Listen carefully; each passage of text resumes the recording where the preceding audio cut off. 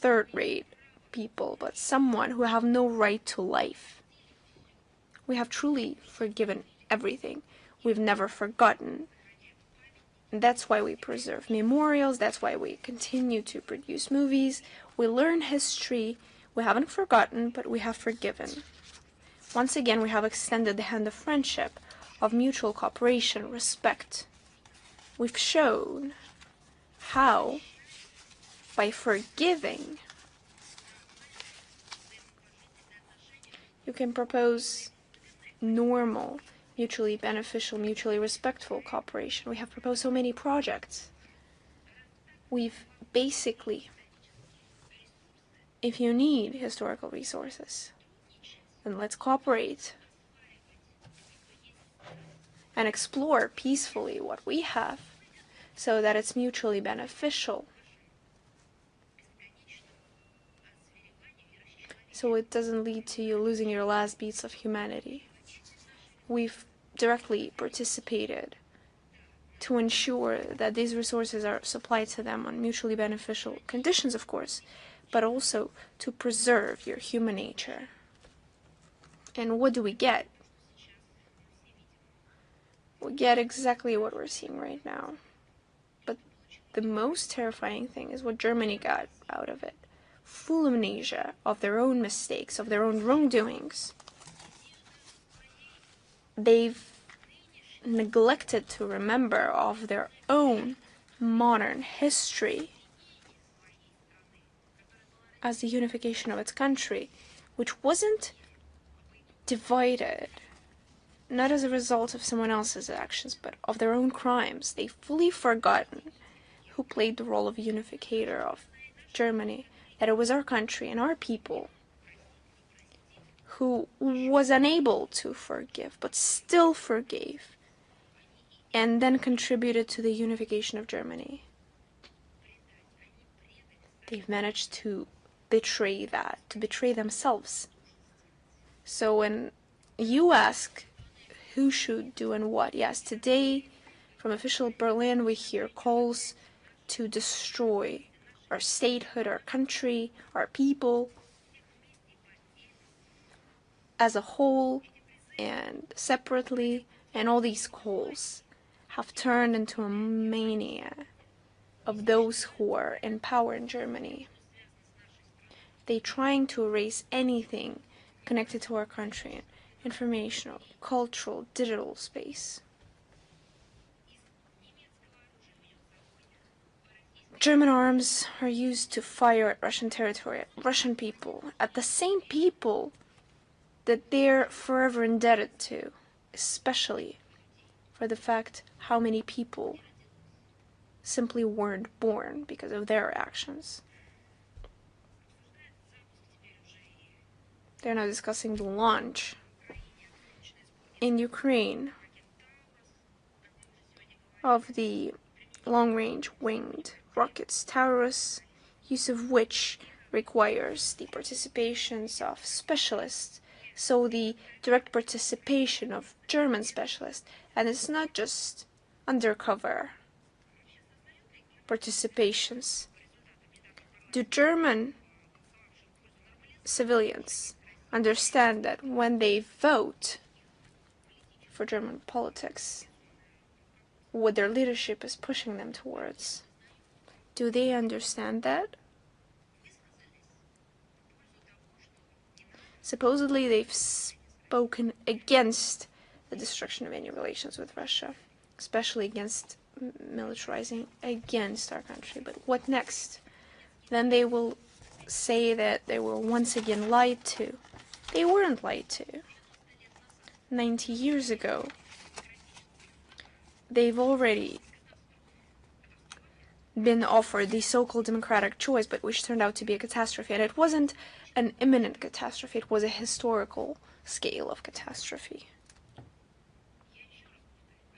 I would like to recall once again that it's clear that those who we've always called the revanchists, but who were hiding in silence under the benches, when they came out, they did not learn any lessons from their own history. Any efforts of the representatives of German authorities to talk to Russia using ultimatums from the position of power, as they believe, are ridiculous, immoral, and they're laughable. Imagine what they thought, to divide victims of the Second World War based on their nationality.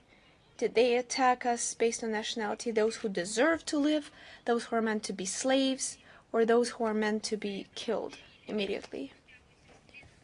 And they were punished for that. But 80 years later, they started to divide victims and heroes of the Second World War. They do reparations to the former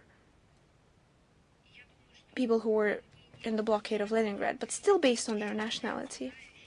I believe that those who are well-read, who are well-educated in Germany, are suffering from the fact that they can sense looming catastrophe of their own. I gave an interview to one of the German journalists, and he said, "When will you save us again?" And I said to him, "When will you start saving yourself?"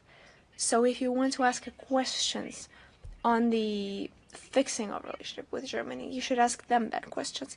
But first of all, they should save themselves from another catastrophe that they've already been through before. And I believe that right now they're on the brink of a catastrophe again. Moving on, is Xinhua with us? Are you with us? Yes, I'm here. Good afternoon, Madam Zakharova.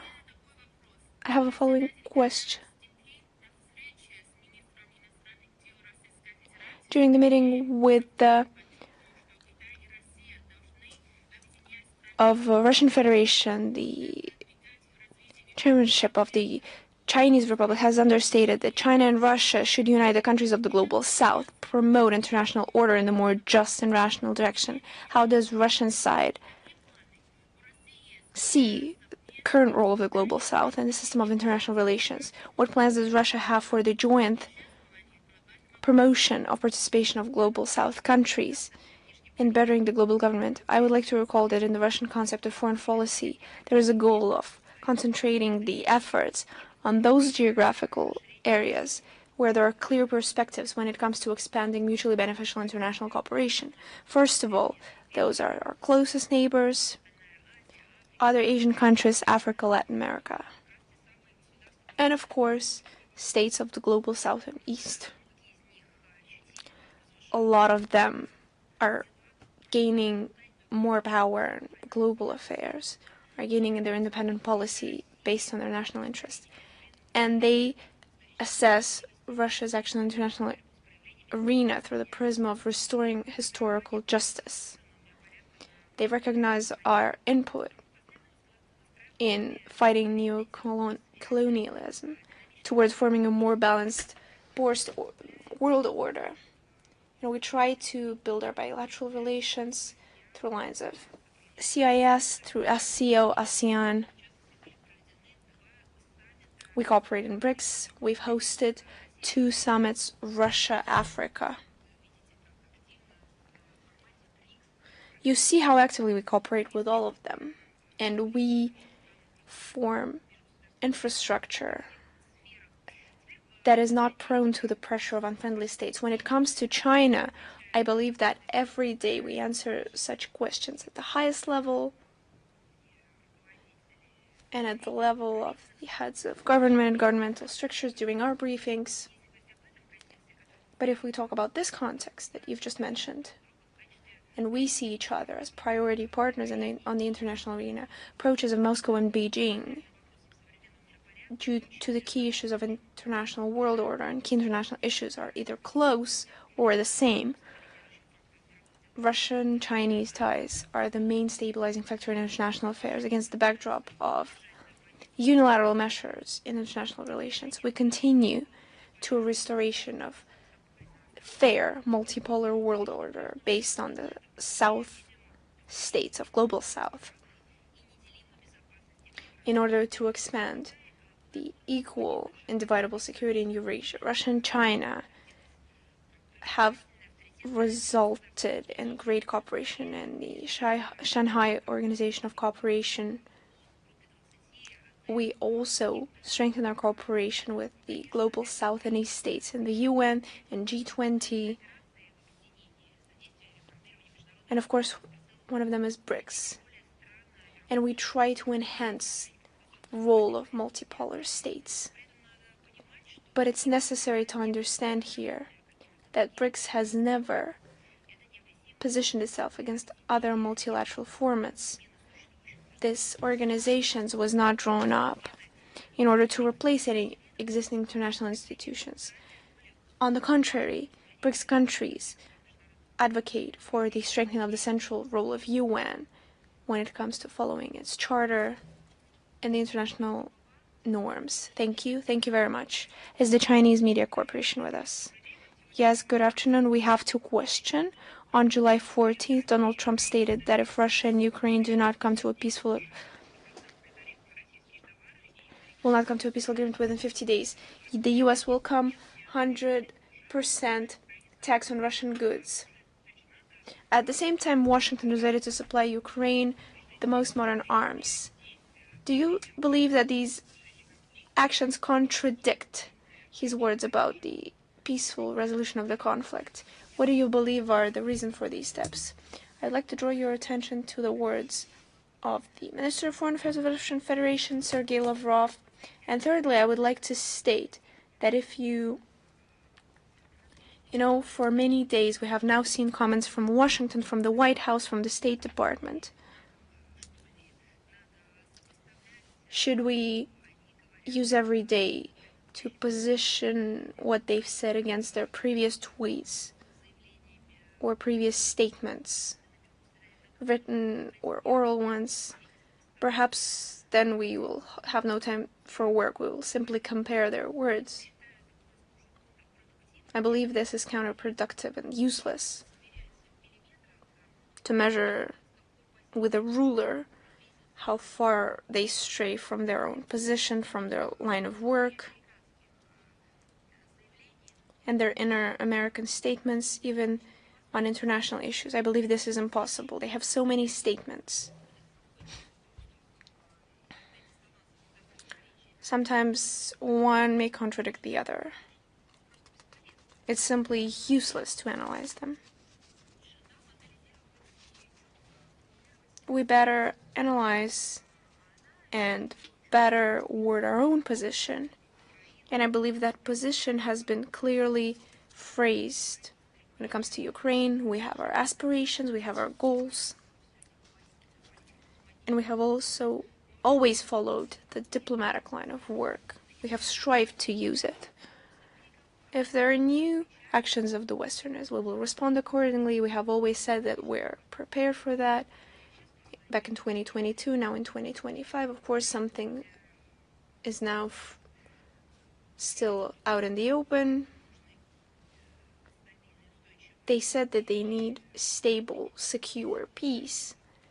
And yet, the next round, they're trying to either avoid or they haven't directly stated when they will be ready to host it. As for the sanctions that you've referred to, you see against our country and our international agents, there's now an unprecedented number of sanctions, all kinds of limitations. There are dozens of hundreds of them. I believe there are so many of them that the threat of new sanctions are now viewed as something normal, because the Westerners themselves have come to an impasse, to a dead end, because they understand that there will be responsive measures from us.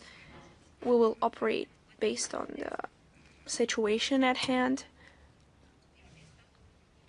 And for us, it's nothing new, although for them, they always position it as something new, and it's nothing new. This is their policy, and they're pursuing it.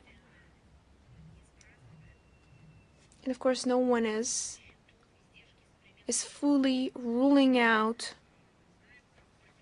results of world policy. We see that during the last years, there are schemes and systems that would allow us to restore or to compensate some kind of requirements or demands or disappearing possibilities. We will compensate them in different ways. I believe that you know them all too well, and I don't need to go into detail. So yes, we've learned how to respond to that. Yes, we believe it is illegal. Yes, and no matter what, we don't accept the fact of threats.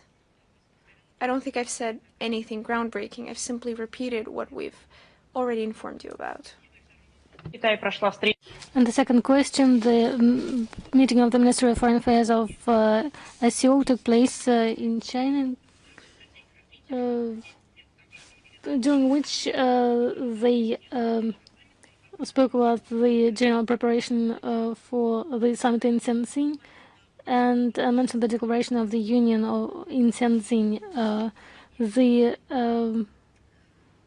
work of the minister in Shenzhen, the result of the ministerial meeting in Shenzhen, it was noted that the meeting opened the decisive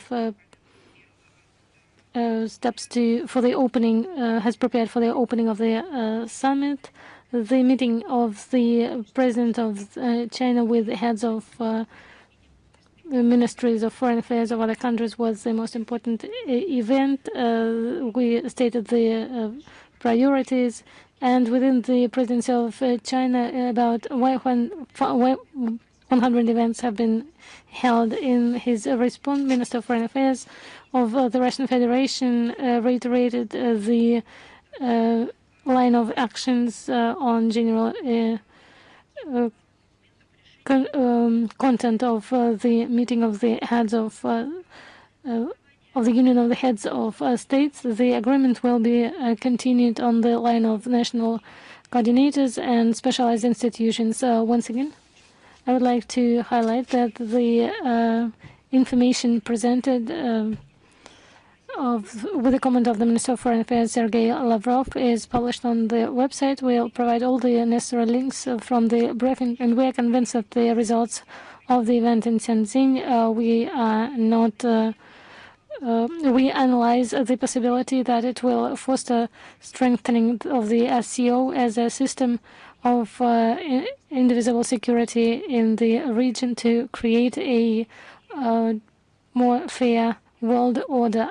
We are convinced that it will give an impetus for the development of the association and bring SCO to a new, as Sergei Lavrov said, to a new level. Thank you very much. Thank you to you. Orator, please. Hello. We have a question on cooperation between Russia and China, as well as threats of Trump to introduce 100 tariffs against Russia and its trade partners. What do you think? Is it possible for these threats to be implemented to introduce the tariffs? Will it affect the cooperation with China and the supply of energy resources to China? What do you think? How stable is the cooperation of Moscow and Peking in view of these threats? Look at the question. You ask if the threat can affect. Well, it is a threat. We heard the threat. Is it the first one? It's not the first one. If these threats or threats of this type are unclear, no, they were articulated quite well. They were well directed, and the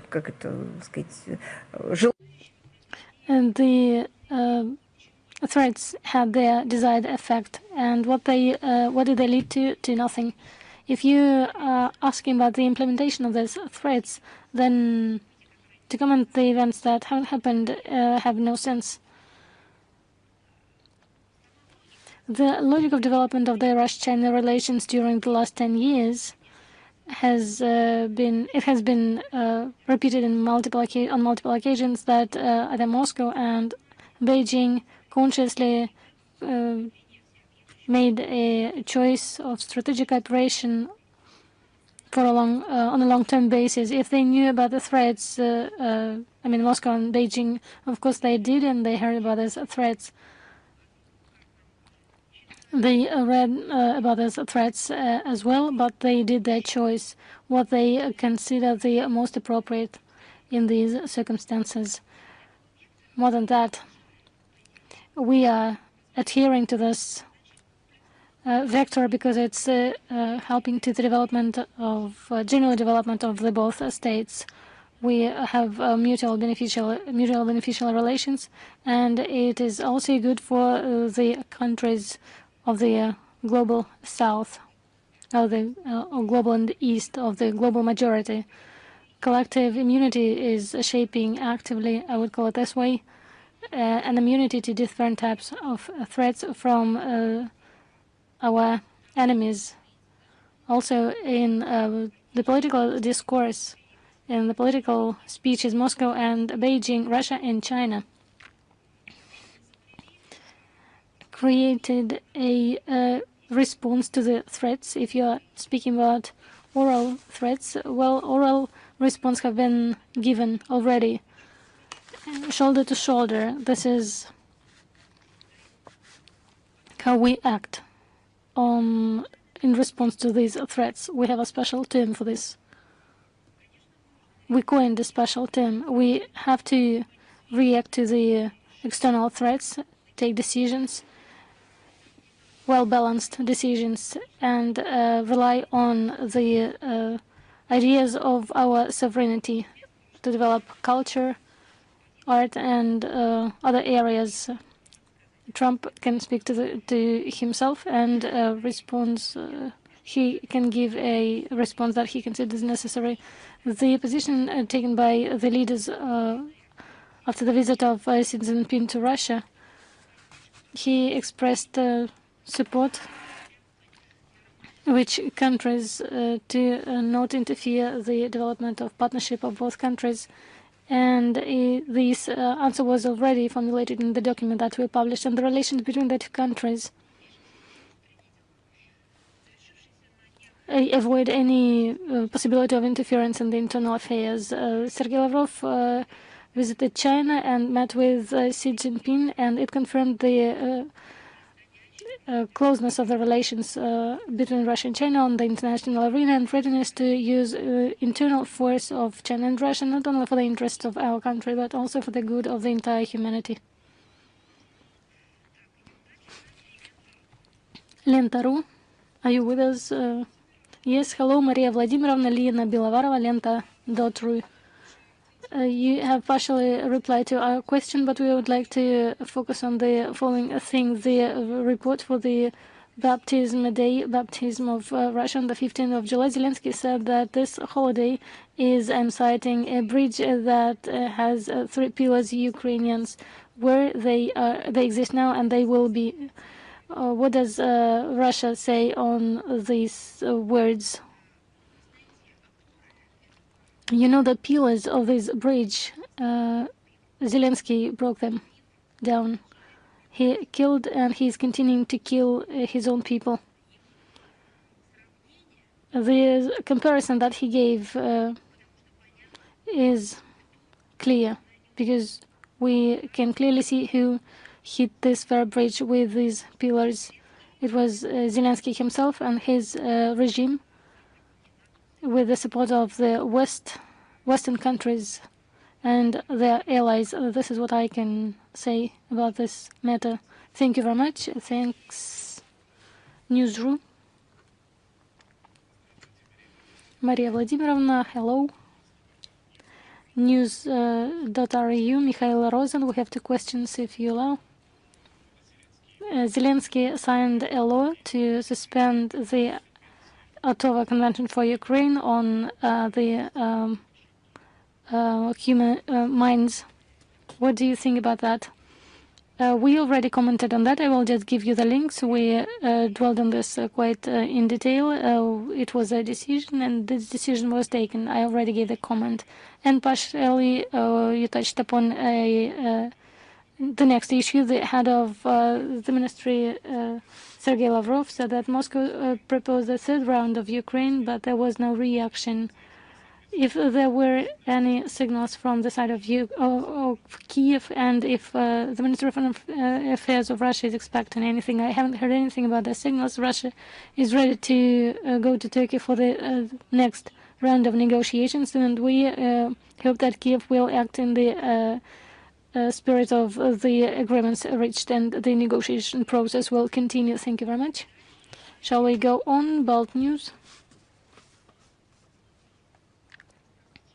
Yes, hello. Maria Vladimirovna, thank you very much for the possibility to ask a question. I have two questions. We know that Estonia allows itself provocative actions near the Russian border. In Sarema, not far from St. Petersburg, the training of firearms took place. The rockets were reaching the distance of 15 kilometers. If the Minister of Foreign Affairs is viewing this as the preparation to close the Baltic Sea for our country. Estonia, it's not the first year that Estonia is acting as an enemy to our country, together with other countries of the Baltic Sea. Tallinn is showing fake news and supports the increase of defense budget and contributes a lot in the construction of the Baltic line of defense. We consider the growing of the military potential of Estonia, including the increase of HIMARS rockets and conducting of training, as a wider and dangerous tendency of militarization of the Baltic region, which have considered as one of the most peaceful regions in the world. Now they are deploying regiments on the western flank, deploy additional attack means, military infrastructure, and conduct training using different types of armament. And the NATO positioned Russia as a threat, as an enemy. Our country, unlike these crazy actions of Baltic countries, is not interested in the militaristic hysteria, but will consider the external threats in accordance with its own national interests. Maria Vladimirovna, thank you very much. The second question: organizers of annual marathon in Vilnius will not recognize the victory of the citizens of Russia and Belarus. What does the Ministry of Foreign Affairs think about this? Well, what can we say about this? It can only be evaluated in one way. If the prizes on the international arena are given on the principle of the nationality, it shows that the country that introduces similar rules and supports them is infected with Nazism and racism. These are all characteristics of the Reich. Al-Maidin, hello. The United States, if the United States are threatening you,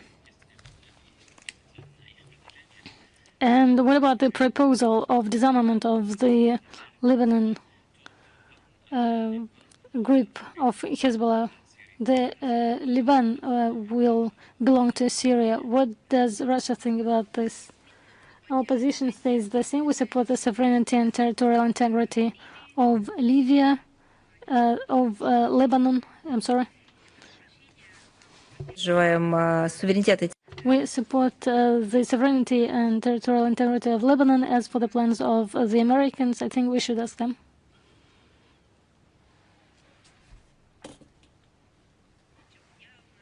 I do not have nothing to add to this question.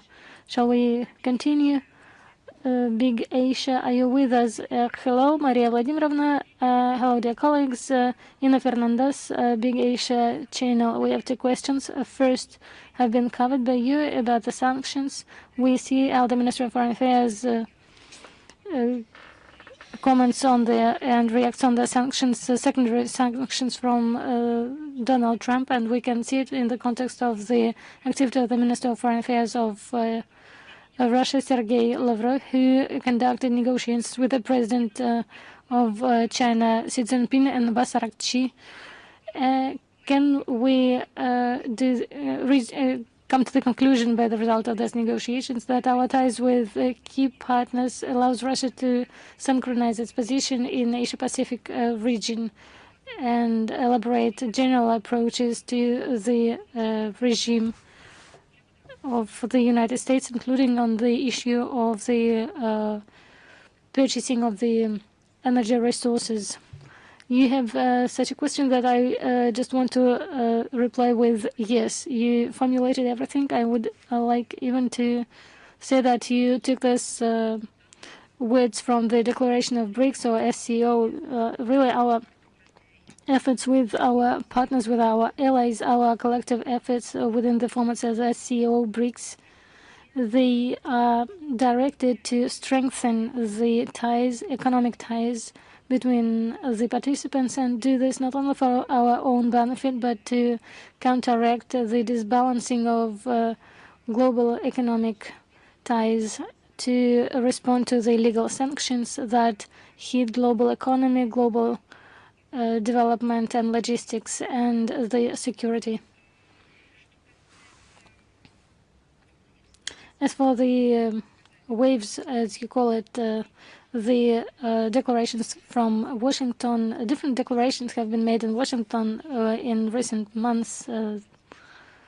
They spoke about the tariffs.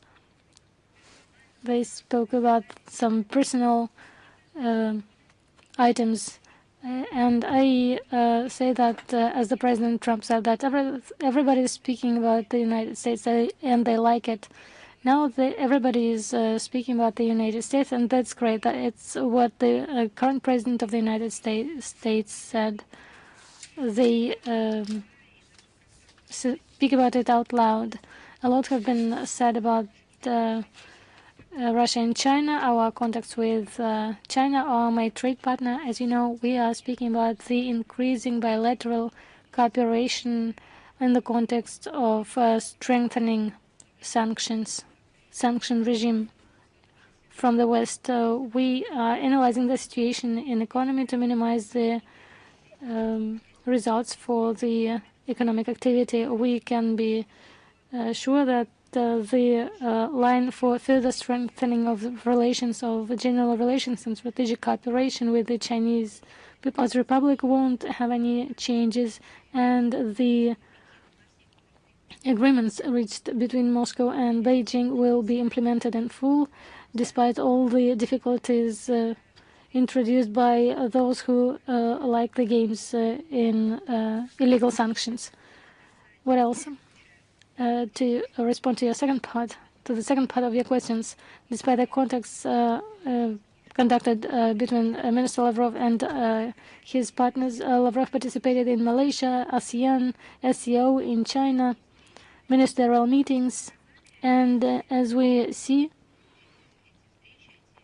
these events and the participation of the Russian delegation with the ministers, the head of the delegation, our partners are seriously worried about the tariff wars and the application of illegal sanctions, illegal restrictions. However, the elaboration of collective reaction on the risks at these platforms and this direct matter have not been discussed.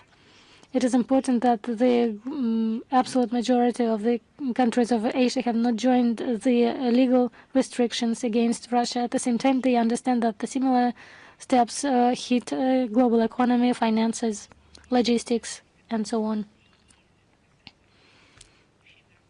including general security. Thank you. And the second question, if you allow.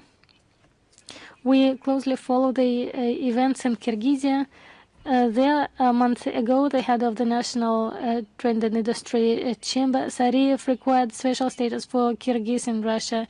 And a week ago, in the city of Baltic of Issyk-Kul region, a memorial to Semyonov Tanshansky was destroyed. What is behind these steps?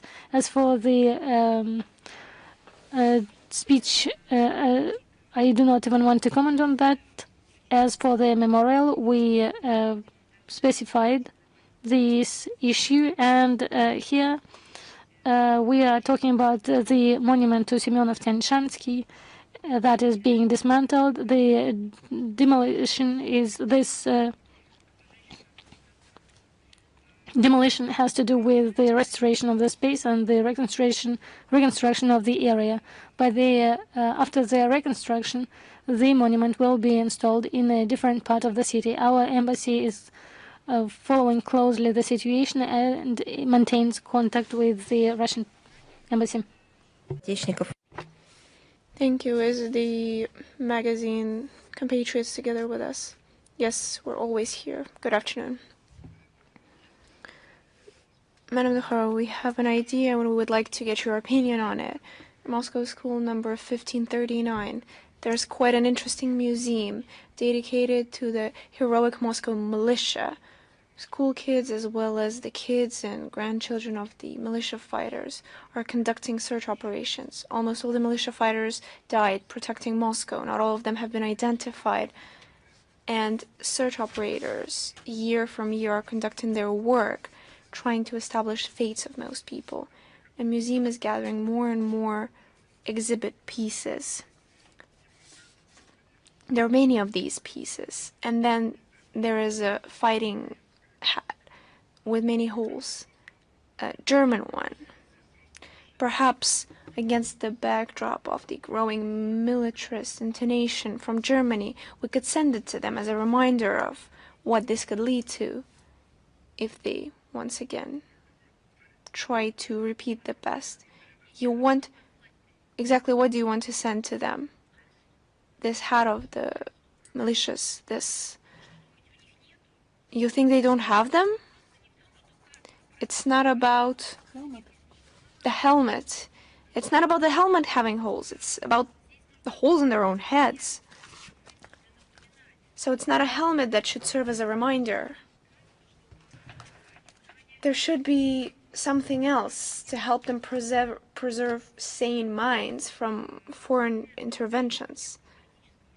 And according to statements of the German establishment, there's clearly something wrong with their heads. These are not people, I've said this a lot today, those who supposedly should have lived their lives with the feeling of responsibility for the fate of their country, with the specific purpose of not repeating the mistakes of the past. Those who should have done everything to preserve our common history that was written in blood due to the actions of their compatriots, of the so-called German politicians, when in reality they're criminals according to the order of the Nuremberg trial. And instead they're dreaming about how they will eliminate all Russian soldiers, how they will rob the country to use more arms to impose the strategic defeat on us. And you talk about sending them helmets. No, actually, let's use our schools, our universities. Let's follow the honorary, beautiful task. Let's create museums. Let's know our own history, and let's do everything in our power so that their threats, their lies, because they will stop at nothing. Let's do everything so that they don't affect our own heads. That's what we need to do, which is exactly what we're trying to do. As for them, we will not be sending them anything.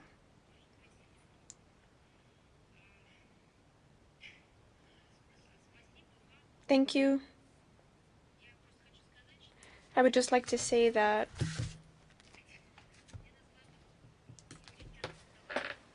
one of the most recurring questions that I receive from people, from journalists, from the public, How do you find it in you to hold back against the aggressive rhetorics and statements, and unacceptable statements coming to our country? You know, sometimes you also start thinking, perhaps we should respond more firmly, but then time and time again you understand that in honor of our ancestors who've showcased extreme patience, who've tolerated and conquered, in honor of them, we will stay on the high level that they have set. We'll respond to lies and offenses with honorary behavior. We will protect our country the only way our heroes know how. Thank you very much. See you again. Wish you all the best.